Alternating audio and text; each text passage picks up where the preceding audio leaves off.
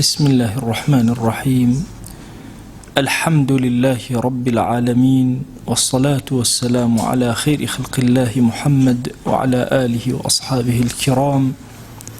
وتابعيهم بإحسان إلى يوم الدين. ربنا أرنا الحق حقا وارزقنا اتباعه، وأرنا الباطل باطلا وارزقنا اجتنابه. ربنا آتنا في الدنيا حسنة وفي الآخرة حسنة وقنا عذاب النار. بەڕێزان و خۆشەویستانم، سەرەتا ئەمڕۆ ڕۆژی حیجابی جیهانی بوو. داوامان لە ذاتی پاکی پەروەردگار کە تەواوی ڕۆژەکانی ساڵ بکاتە ڕۆژی حیجاب بۆ تەواوی مرۆڤایەتی. سوپاسی خوای گەورە ئەکەین کە خەڵکێکی موسڵمان ئازایانە وریانە توانیویانە چۆن خەڵک ڕۆژێک ئەقۆزێتەوە بۆ باسکردنی مافی خۆی یا گرفتی خۆی یا کێشەی خۆی. خەڵکی موسڵمان و کچانی ئازای موسڵمانیش توانیویانە ڕۆژێک بقۆزنەوە بۆ جوانکردنی حیجاب و بە عەمەلیکردنی حیجاب لەناو خەڵکدا. ئومێدمە لە ماوەیەکی کەمە ڕۆژێکی تایبەت و عمرێکی تایبەتمان هەبێت بۆ بینینی عەدالەتی خوا لەسەر زەویە و بۆ بینینی سیاسەتی شەرعی، بۆ بەڕێوەبردنی شەرعی لەسەر زەویە. ئێمەی موسڵمان لە هەموو کاتێک زیاتر چەوساوەترین. ئومێد دەکەم خوای گەورە ڕەحم بە چەوساوەیی و فەقیری و داماوی ئەم ئومەتە بکە و بکەوینەوە سەر قاچەکانی خۆمان بۆ ئەوی مرۆڤایەتی زوڵمی لێ نەکرێ و عەدالەتی خوا بەرپا و بەرجەستە بێ. بەڕێزانم، لەوانەی ئاسایشی ڕۆحدا سوپاسی ڕەب العالەمین ئەکەین کە چەند دەرسێکی زۆرمان گوزەرانووە لە خزمەت وشە جوانەکانی زانای پایەبەرز ئیبن القەیم ڕەزا و ڕەحمەتی خوای لێبێ لە کتێبی نازداری ئەدداء وەددەوا کە ئەم عالمە گەورە و ئەم زانە بەرزە باسی خەتەرەکانی گوناهی بۆ کردین، دواتر باسی جۆرەکانی گوناه. لە جۆرەکانی گوناها فەرمووی خراپترین جۆری گوناه شیرکە، دواتر کوشتن و قەتڵە، دواتر زینایە. لە زینایە بۆی باس کردین کە خەتەراتی نەزەر چەندێکە، خەتەراتی خەیاڵی ئینسان چەندێکە، خەتەراتی قسەی ئینسان چەندێکە، چەند خەتەر ڕووی تێئەکە. هەروەها ئەو هەنگاوانەی کە ئینە بەرەو زینا چەند خەتەرێکی گەورەیە. خوا پەنامان بە. دەرسی پێشوو باسی خەتەری زینامان کرد لەسەر ئومەت، چ بە نسبەت ئافرەتەوە چ بە نسبەت پیاوەوە. ئەمڕۆ چینە سەر بابێک هەر لە باسی زینایە کە زانای پایەبەرز ئیبن القەیم ئەفەرمێ سوبحان الله، دیقەتم داوە کە خوا جەل جەلالوه کۆمەڵی عقوبەی داناوە بۆ ئەو کەسەی کە زینا ئەکا بۆ هیچ گوناهێکی تری دانەناوە. کۆمەڵی عقوبەی داناوە بۆ زینا بۆ هیچ گوناهێکی تری دانەناوە. عقوبەکان یەکەم دانیان بریتیە لە کوشتن. ئەفەرمێ جەڵدی ئینسان لاشەی ئەبێ جەستەی پێ ئازاری پێ بگا، ئەگەر کوڕ و کچ بوون، ئەگەر شوکردە و خاوەن با بڵێن ژن بوون، ئەمان ڕەجم ئەکرێن هەتاوەکو ئەو کاتێ ئەکوژرێن. بە شێوازێکی سەیر ئەم شەریعەتە دایناوە لەدانی بەرد لەم کەسە هەتاوەکو ئەمرێت. ئەم جۆرە عقوبەت تەنها لە مەسلەی زینایە دانراوە. بۆیە ئەفەرمێ ئەمە یەکێکە لە تایبەتمەندیەکان و خصوصیەتەکان کە خوای گەورە لە عقوبەی زینایە دایناوە. ئەویش ئەوەیە بە خراپترین جۆرەکانی کوشتن ئەکوژێ. ئەگەر ئەم کەسە هەر زۆر تەخفیفی لەسەر کرا، بریتێ لە لێدانی دار، لەگەڵ ئەوەشا 1 ساڵ دوور ئەخرێتەوە. واتە ئەو کەسەی کوڕ بێ یا کچ بێ هێشتا زەواجی نەکردبێ، نەچوو بێتە ناو پرۆسەی هاوسەرگیری و پرۆسەیەکی صحیحی نەبێ، ئەم کەسە 100 داری لێ ئەدرێ، لەگەڵ 100 دارەکە واتە لاشەی ئازاری ئەدرێ، 1 ساڵیش دوور ئەخرێتەوە لەو شوێن. 1 ساڵ. ئەم دوور خستنەوەیە ئەفەرمێ ئیمام ئیبن القەیم ئەفەرمێ لەبەر چییە؟ لەبەرەوەی عەزابی نەفسیش بچەژێ، دڵیشی عقوبەی خوا بۆ داناوە. چونکە لە غەریبیە ئینسان هەم زۆر شت فێرە بێ، هەم زۆر شت ئەتوانێ واز لێ بێنێ، هەم لە غەریبیە ئازار ئەچەژێ هیچ شتێ وەکو غەریب نییە بۆیە ئینسان لە غەریبیە حتى لە شریعەتە و دانراوە مەسە ئیبن السەبیل کە زەکاتی پێشێ کەسێکە کە کەوتۆتە غەریبی و دەستی ناگاتە خزم و کەسی و هیچی بەدەستەوە نەماوە یەکێک لەو کەسانی بە دەوڵەمەندیش بێ لە شوێنی خۆیە استحقاقی زەکاتی هەیە بۆیە غوربەتەکە یەک ساڵ لە شوێنی خۆی دوورکەوێتەوە بۆی ئازارێکی ڕۆحیش بچەژێ بۆی جارێکتر توخنی زینا نەکەوێتەوە دووهەم دانە خوای گەورە سبحان الله لە هیچ یەکێک لە ئەحکامەکانی شریعەتە ئەمر بە ئێمەی ئیماندار ناکە بڵێ ڕەحمەتتان نەبێ بەرامبەری هەمیشە ئێمە ئەبێت دائیمە ڕەحمەتمان هەیە بەرامبەر بە عاسی ئەو کەسەی کە عاسیە گوناهبارە یەکێک لە صیفاتەکانی ئینسانی مسلمان ئەوەیە کە زۆر بەزەی پێایەتەوە سبحان الله خوای گەورە لە مەسەلەی زینایە ئەم سۆزەمان لێ ئەگرێت ولا تأخذكم بهما رأفة في دين الله الرأفة الرحمة بزي لدينا نابواد لبك أم عقوبي خوا جيبك باشا بوشي إمام ابن القيم لرا سرنجي جوان سرن من رأيك يا شيء أفرمي بوشي أما خولكاتك هم عقوبة كان جي أون دزبرين جي أويا كشتنوي كسيك لبري كسيك هرجي أويا سوز الرحمة برانبريها بيو غلطي كردو أم كسي كشتوا يعني همو أحكام كان عارة خورك مثلا عينا جي أوي بزي بيا بيتو أي بوشي خواي قوري لواني ترى باز ناكا تنها لما باس أكا أفرمي أقاتان لي برحميان بيانا كان خواي كأم عقوبي دانا ولا إيه وبرحن ترى بران بريان والله أم عقوبي ببي حكمة دانا ناو أفرمي هو كارك سرك لما شيا أفرمي سبحان الله همو إنسان كان غلظة وتنديق للضل أنا هي برامر بعاصي بلان برامر بزانين يانا إما هو من أبينين مثلا كسي أكوجته وجاري ومظاهرة أكري الله با كسكيتر بكوجته حجر رأفة ورحمة برامبريني دائما مظلومة كأبيني كسي تذكر دو ما هو ما الله كاكبا دسي وبره أجد شهر كز دسي وبره يسأو أو هم خلق الزينة أكل رأفة ما برامبريني الرحمة ما إني غلظة سبحان الله لد الله هي برامبر بهم توانا كان بلان برامبر بالزنا أو غلظة الرقينية أفرمي هو كاركت شيء يعني أفرمي أو كسي حتى مثلا كسيك جوان بكسيك إذا قاذفة مثلا بياوك أفرتي كي داون باك تومت باركا بالزنا هشتا داري للشريعة اللي أدري لسلام كلمة وتويتي هر كلمة أمد الله تبقينا وتويتي هشتا داري اللي أدري سبحان الله لو كاتا كزر رأفتي بو أم كسناج الله ألان أفرتي كي باك داوني نزيهي أو تومت باركا ليه بدن يان عرقي خواردتو ألان ليه بدن بلام أفرمي سبحان الله ضلي همو عبد كان أو هاي لمسلي زنايا رحمته بزي بسر كسكادا أبارن بويا خواي قورا أفرمي بهيش شواز الرأفتان برانبريان النبي سبب أم رحمة أفرمي أوشيا سبحان الله مسلي زنا لكسي زور شريف في قوريا الرؤدة لكسي وسط الرؤدة لنوع عامية لكسي زور لواسج الرؤدة واتا قناهك عامة هموان ممكنة تيبكون بويا دائما سوزك برانبر بزانيه جاري وهيتو كسيك أبيني زور شريف وبريزو أهلي هموشتك حالتي زيناتو شبه كسيك يتر أبيني وسط لنا وخلق هرتو شبه كسيك زور لوازي فقير جبه هرتو شبه بويا جورك عموميتي هي بويا سبحان الله أمر رأفته ورحمته لنا ضلكانا هي إن جاء فرمان نفسي إنسان لهموشتك زياتر هواري وزنايا أقرنا چندين كسي يعني أقر مسألة حيث مسألة ديني جنبي عرقنا أخواته هر خوي هر طبيعتي خوينا أخواته چندين كسي مثلا خرخوشي مسألة ديني جنبي دزيناك أبد چندين كسي مثلا جوان نادا با مسألة ديني جنبي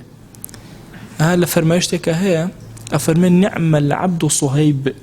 لو لم يخف الله لم يعصه يكيك لعبد شاكان أو أي عبده كان شاكا صهيب أقل لخواج نترسي قناه ناكا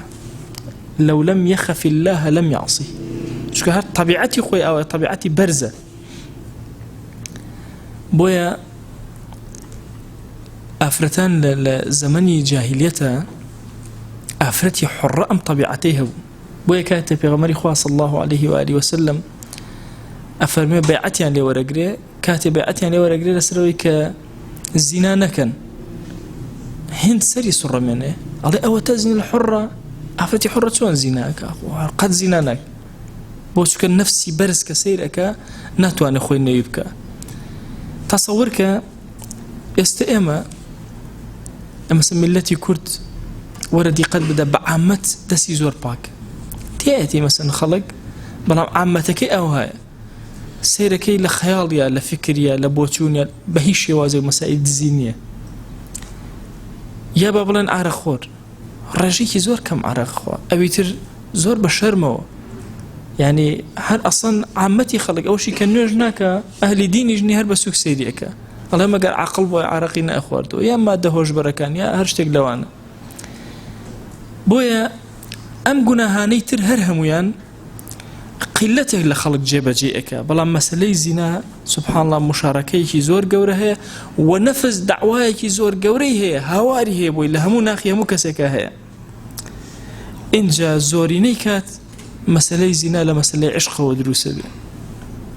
دائیمە خەڵک بە زەیان بە کەسی عاشقا دێتەوە هەر بە طبیعەتی حاڵ ئەو هەیە ئەو کەسێک کە تووشی زینا ئەبێ بەتایبەتی دوو کەس یەکتریان خۆشەوێ یعنی تەسەوور کە هیچ کەسێک نییە سۆزی بۆ ئەم دوو کەسە نەجوڵ یعنی من زۆر کەس ئەبینم یعنی زۆر کات لاوێک مەسەلەن ئەوەندە سوتاوە بۆ ئافرەتێک یا ئافرەتێک ئەوەندە سوتاوە بۆ کوڕێک سوبحان الله ناتوانانی لە خۆتەوە ناخت بۆی ئەجوڵ بەزەی پێایەتەوە جارە کەسێکم بینی طبعا قەدەری خوا ئەوە بوو زۆر ڕقی لە ئافرەتێ بوو ئافرەتە بوو بە قسمەتی ئامۆزاشی بوو ئەی مەوەسا والله یەک زەڕە چیە خۆشم ناوێ ئەی بەڵام کە ئەبینم ئەو ئەوەندە منی خۆشەوێ زۆر بەزەیم پێایەتەوە ناتوانم وازی لێ بن ئەی زۆر کات ئەگاتەوەی ئەڵێم کوڕە والله لێجێمە چی ئیسفادەیە من یەک زەڕە خۆشم ناوێ ئەی بەڵام کە دڵی ئەو سەیرەکەم بەزەیم پێایەتەوە قەت ناتوانم ئەو ڕەفەت و ڕەحمەتەیە لە مەسەلەی عیشقا کە دائیمە خەڵک بەزەیان بەسەر عاشقا دا ئەبارێت اینجا زۆر کات خەڵک هاوکاری ئەکەن یعنی تەسەوور کە جاری وا هەیە کەسێک دوو کەس سێ کەس چوار کەس دە کەس ئەڕۆن تەکلیفەکەن بۆ کەسێک لە پێناوی چیە لە پێناوی ئەوەی کە ئەزانن ئەم کەسە حاڵی چۆنە و تووشی چ عشقێک هاتووە ئەم کەسە تووشی گوناه هەبووە و عقوبەیەکی ئاوا قورس ئەبێ بدرێ خەڵک زۆر بەزەی پێایەتەوە و زۆر کاتیش ئەم حاڵەتە لە ئافرەتانە ئەم حاڵەتە دروسە بێ بەعام سۆزێک بەرامبەر بە ئافرەتان زیاتر هەیە و بەزەی زیاتر هەیە اینجا زۆر کات سەیرەکرێ بە ڕەزامەندی هەردووکیان ئەم حاڵەتە دروست بووە و شەهوەتێکی بە قوت لە نێوانیانە بووە زوڵمیان لە کەس نەکردووە کەسیشیان اختصابی ئەویتر نییە ئەگەر اختصابی هەمووڵەن با بکوژرێتەوە بەڵام نەمەسە لە اختصاب نییە بە ڕەزامەندی خۆیان بووە بۆیە هەموو ئەمانە وا ئەکات کە ئینسان ڕەحم بەرامبەر بە ئەمانە جێبەجێکە بۆیە خۆی گەورە دووهەمین عقوبە کە دایناوە لە مەسەلەی زینا و لە هیچی تران نییە ئەوەیە ئەفەرمێ بە هیچ شێوازێک نەکەن ڕەفەت و ڕەحمەتان بجوڵێ و ئەو حکمەی خوا جێبەجێ نەکەن لەسەر زیابی حکمەکەی خوا جێبەجێ بکەن سێهەمین دانە لەو تایبەتمەندیانەی کە زینا هەیەی و غەیری زینانیەتی ئیمام ئیبن القەیم ئەفەرمێ ئەوەیە کە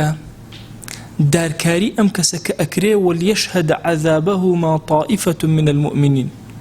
و عەذابی ئەم دوانە هەندێک لە ئیمانداران بیبینن وەلیەشهەد عەذابەهما طائفة من المؤمنین طائفە هەندێک ئەفەرمون 5 کەسە هەندێک ئەفەرمون 2 کەسە هەندێک ئەفەرمون 1 کەسە مهم مجموعەیەک خەڵک ئەم مەشهەدە با ببینن نەفەرمێ يعني بهمو إيماندارنا أما شهادة بيننا مجموعة إيماندار أبين بوي بيت الدرس وبند بو أواني تر هند مسائلي جنجوشتيوا يعني بناوي أحكام خواجة بجي أكري هند تصوير يعني بلاو أكردوا ولا حكم خوا بسر أفرتك جبجي كرا أو ترجم كرا وزور هلا شو خوا يقول القرآن أفرمي وليشهد عذابهما طائفة من المؤمنين نبي تصوير كرا فضح كرا أم كس جيبة زيه جي رقنية بويا أما شهدي بينينا لبيش شاوي خلقو كومالة کەسی ئەو کەسێک کە دەستی ئەبڕێ دوایی هەر خۆی دەرەکەوێ بۆیە لە پێشچاوی خەڵکیش دەبێ کێشەی نییە. جۆرەکانی تر لە گوناهەکان مەرجنی خەڵک بینە چونکە زەجرە بۆ ئەم کەسە خۆی، بەڵام ئەمە زەجرە بۆ هەموو کۆمەڵگا. بۆیە خۆی گیان فەرمێتی وەلێشهد عەذابەهما طائفة من المؤمنین، با طائفەیە لە ئیمانداران دانیشن عەذابی ئەم دوو کەسە ببینن کەوا لیان ئەدرێ، ئەم دارانیان لێ ئەدرێ. ئەفەرمێ ئەمە حکمەتێکی زۆر گەورەی تایە و زەجر ئەم کەسانە بەمە زەجر ئەبن کە لە ناو خەڵکە شکان ئیتر جورئەتی ئەوە ناکەنەوە. حتى يعني سبحان الله مسألة الشهادة مسألة يعني هندي مسائل هي شو أم كسك بجناهي كبيرة مشهور بو شهادتي لشريعة اللي ورناجري نكرة الشاهد له يشتكى بوي أفرما كمالك لإيمان داران بابين أي أجر زواجك صحيح ونكاحك صحيح لنواني أنا هبو وتأو نكاحي خوي هبو أمج نكاحي خوي وحالتي زنا مدرزو بياو خزان داربون أفرمي أم حالتش شيء أوج عينا وليشهد عذابهما طائفة من المؤمنين كاتي كشنو بدباران كان هندي لإيمان داران دانيشن سيريانك. أفرمي أصلي الرجم بوزنات لتشي وهاتو، أصلي الرجم لقصي لوط عليه السلام هاتو خوا جل جلاله أم قومي برس كردوا هل يجرانا وداني بعرزة بردباراني شي كرد أو اندلي أنتو ربو كاللي واطيان كل دواتر بالتفصيل باسي اللي واطاكن. مهم رجم بالحجارة لدان ببرد سرتاكي لكيوة لقصي لوطة عليه السلام دسي بيكردو باس كراو. ولا ويش هو علماء استنباطيان كردوه وفرمايشتكي بيغمريان صلى الله عليه وآله وسلم كأفرمي الشيخ والشيخة إذا زنيا فرجموهما البتة كأوي كشيخ وشيخي واتا أوي كجني هنا لنيرومي أفرمي رجميان بكن بحتمي. حتى الرواية كان باسية وكان كإما هندك آيات قرآن من هي منسوخة نسخ كراوته هندك أحكامك نسخ كراوته هندك لفظك يشق لوانك لفظك شو حكمك شيء أو حكمك باقي ولفظك نسخ كراوته بريتي لآياتي الشيخ والشيخة إذا زنيا فرجموهما بوي إما أبينين لبردم كسي زانية إمام ابن القيم أفرمي ورخواجان أهوى بوشوازة بتندي برانبري أم أحكام أنا دا أبازين ورأفتان برانبري ورحمتان لها مشتكى رأفته بالرحمته به بلهم نقلي رأفة ورحمة النبي بدر جاي ميجوي إسلامي شصت صال حكم إسلامي يكجنو بياو بالشاهدي داريان لن ندراو واضحة عقوبية زنان بالشاهدي خلق يعني خلق بين الشاهدي بدن نبوة بو نبوة. طبعا لما تشوار شاهد أبي تواجدي هبه لمسألة زنايا أم تشوار شاهد بتشاوي خويان بابلين التي أمدو كسان ليكترى بيني به إنجا لشرع أم شايتيان لقبولك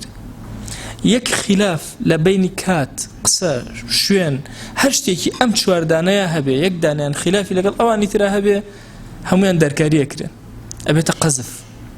بوي بدر جاي ميجوي شصت صالي أمتي إسلامي بشاهدين وإلا باعتراف بوا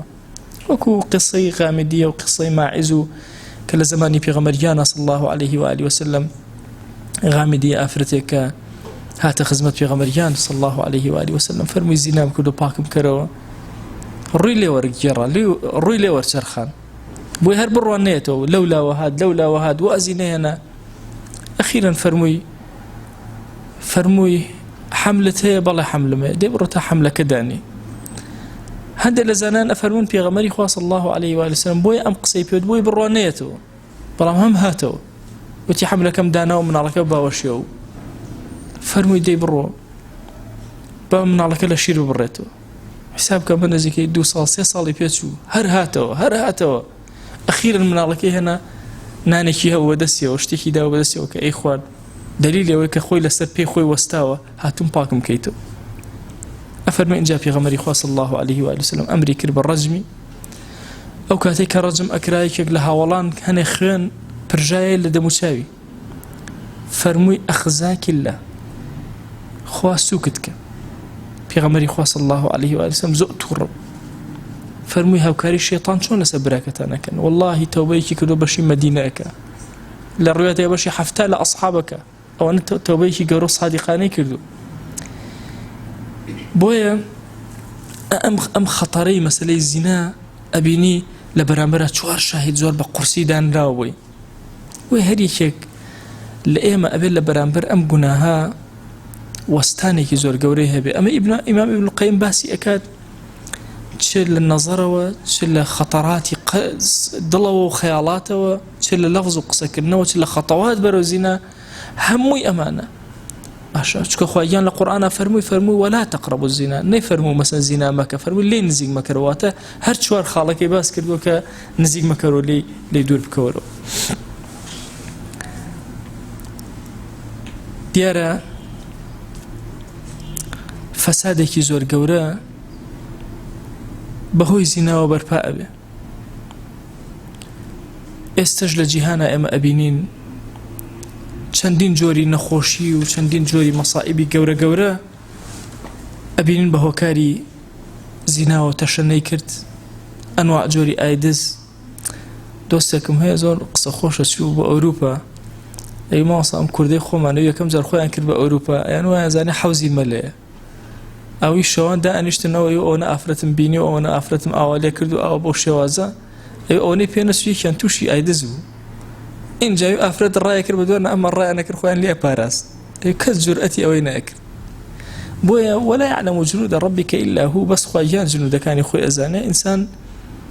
جاری وە هەیە زیادە ڕەوی ئەکا لە شتێکە خوا عقوبەی ئەدا عقوبەیەکی سەخت تصور كان من استعجل في شيء قبل أوان يعوقب بحرمانه هند جال إنسان بلأك لويك أيوة بقى بمرامك خواهي قرأ عقوبة أدا بشي بحرمانه ايترناقات أو آواته هواي خوي بويا كسي إيمان دار أبي زور خاوري ضليشي قورو باكو نزيه به وزور آقاي ليه به إيما اللي زمني كان متأتي أمره زمني فتنة تبرج وسفور زور اینجا بەهۆی ئەم تۆڕە کۆمەڵایەتیانە با بڵێن یان تۆڕە ئینتەرنێتەکان کە هاتوونەتە هەموو سوچێکی ژیان سیرەکەی خەفا و نهێنی نەما جەماڵ شاردنەوەی نەما و هێز با بڵێن هێزی شەهەوانی بە حرەکەیەکی سەریع جوڵێنرا ئەمەش بۆ هۆکاریەوەی کە زینا ئینتیشار کە بە شێوازێکی خەتەر کە نزیهی کسی ایماندار عفافی کسی ایماندار کاتێک بەخۆی ئەزانێت کە لە دەستی دەرچووە ئینجا ئەزانێت چەند ناڕەحەت چونکە هەر یەکێک لە ئێمە معڕەزە بۆ ئەوی تووشی هەڵە بێ تووشی تاوان بێ تووشی کەم و کوڕی بێ بەڵام چێژی عفافی خۆی هەر ئەکا پاکداوێنی خۆی هەر ئەکا هەتا ئەو کاتێک لە دەستی دەرەچێت هەرچی ئەکا پاکداوێنی خۆی تازە بۆ ناگەڕێت بۆیە ئینسانی ئیماندار ئەبێ زۆر حەزەری خۆی کە زۆر خۆی بپارێزێت ئەوەی کە تووشی مقدماتی زینا ئەبێت زۆر ئاگای لە خۆی بێ چونکە ئەوە ئیتر نزیک کەوتوتەوە لەوەی بکەوێتە ناو ئاگرەکەوە فەوتێ هەر یەکێک لە ئێمە ئەبێ بە وریایی تەعامل و هەڵس و کەوتکەین لەم بابەت و لەم مەسەلانەی کە ئەم زانە پایە بەرزە بۆ من باسەکە تەسەوورەکەن هەندێک لە زانایان لە مەسەلەی زینایە اختلافیان بۆ دروست بوو ئایا زانی ئەچێتە بەهەشتەوە یان ناچێت باش شوێنی پاکەکان کە دواتر لە دەستگای ترا بە تەفسیل بۆتان باسەکە بۆیە کەسی ئیماندار ئەبێ زۆر نەزیه و پاک بێگەرد بێت ئێمە کەسمان لە پێش چاو سووک و بچووک نییە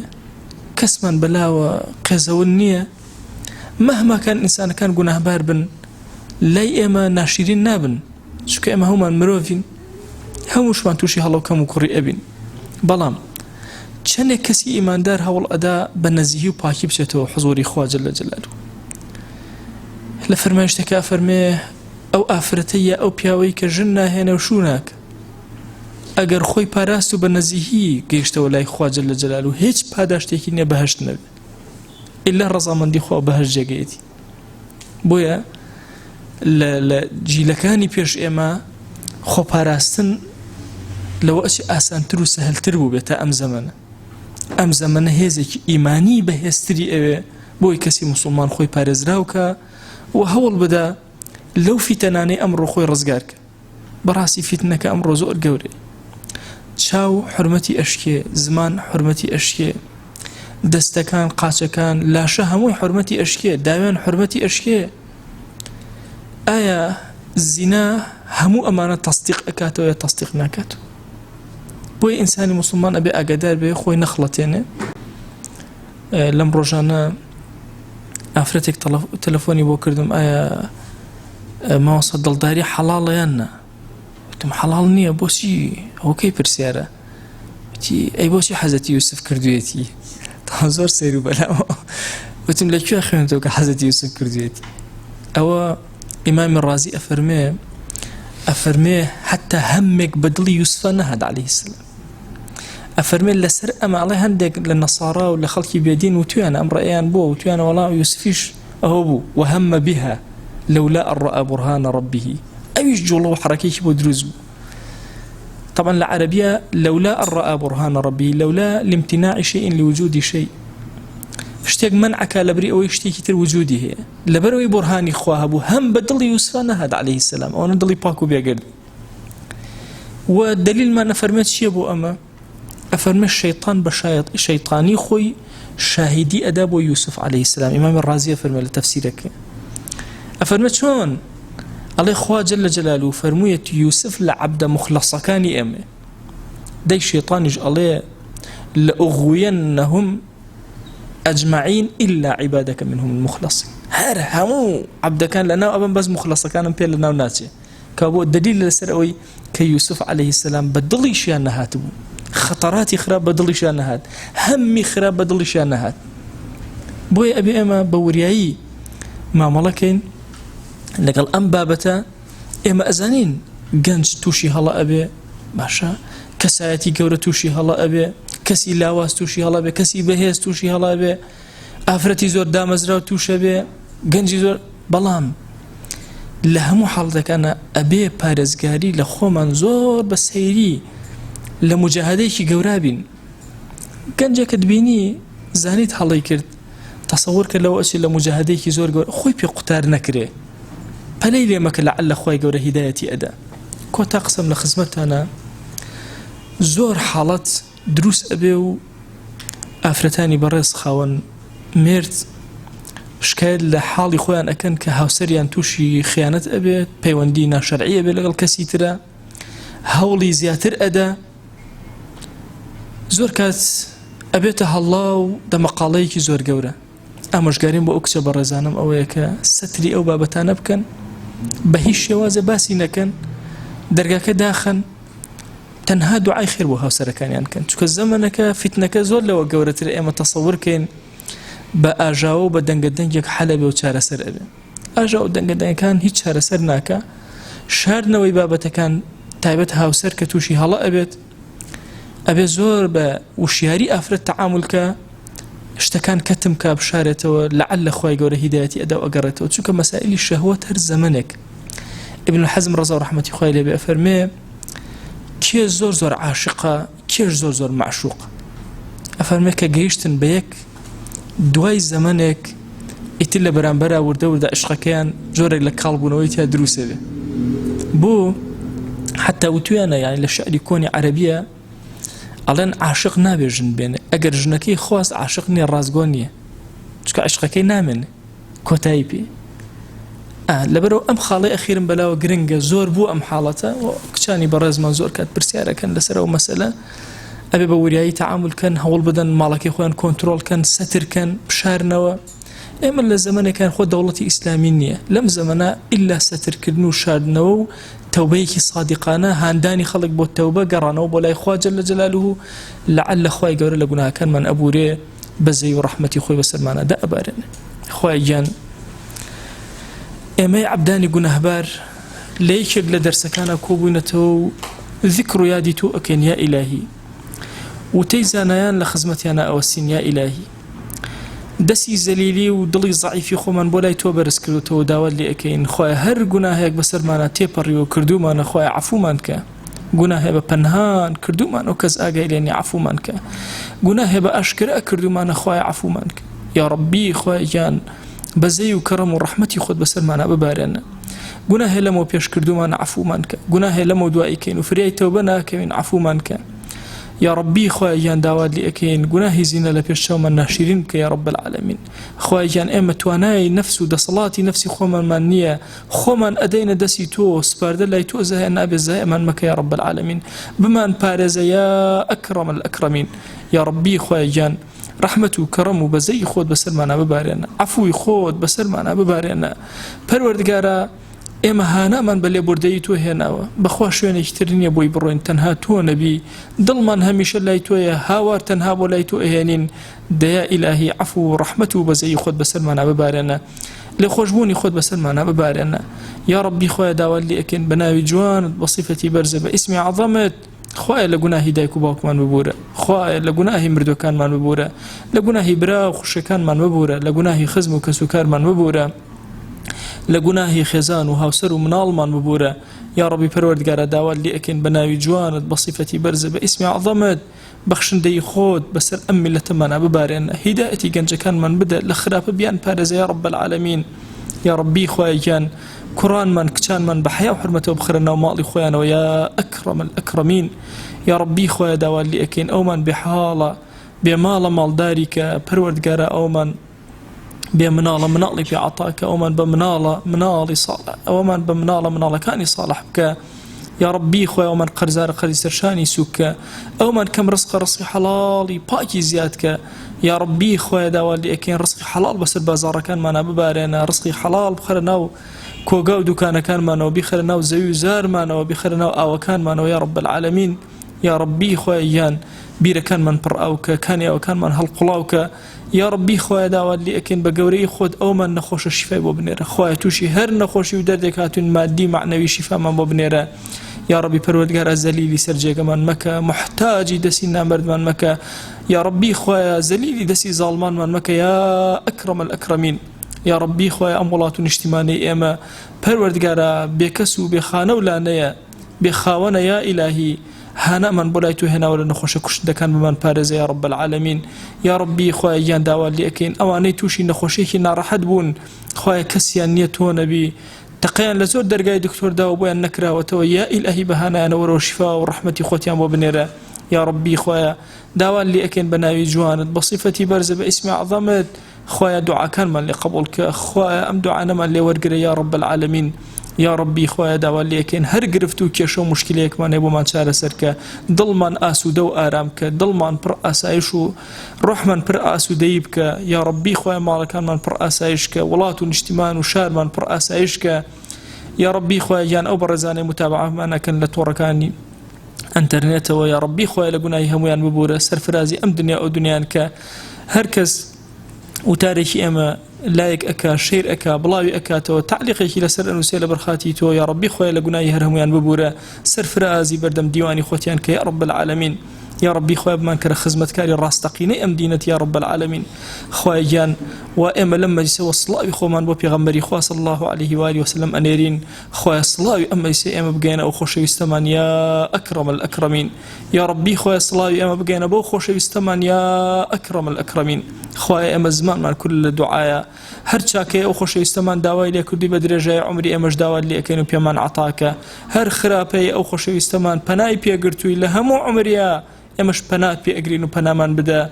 یا ئیلاهی سپاردە لای تۆ زەهێ نابێ و خۆمان و ئیمانمان سپاردەی تۆ کرد خۆمان و مناڵ و ماڵمان سپاردەی تۆ کرد و خۆمان و کەس و کارمان سپاردەی تۆ کرد یا ئیلاهی ئەی ئەو کەسەی سپاردە زایە ناکەی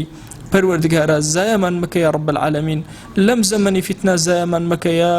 ئەکرەم الئەکرەمین آمین آمین والحمد لله رب العالمين وصلى الله على سيدنا محمد وعلى آله وصحبه وسلم تسليما كثيرا أبدا إلى يوم الدين خواه يقول لقناه من شيء أجبوري وخواه لمن قبولك يا رب